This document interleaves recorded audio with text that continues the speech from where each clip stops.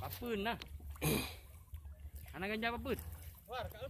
Ya ini rubber boat ya, rubber boat bantuan BNPB di BPBD Kabupaten Biren. Teman-teman sedang melakukan pengecekan dan persiapan untuk tahap ready.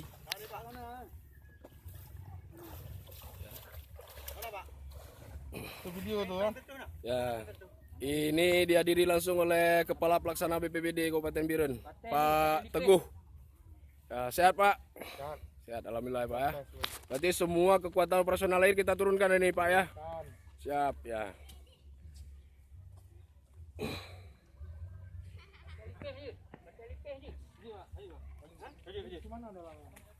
Ganja iplung gini anak kaya.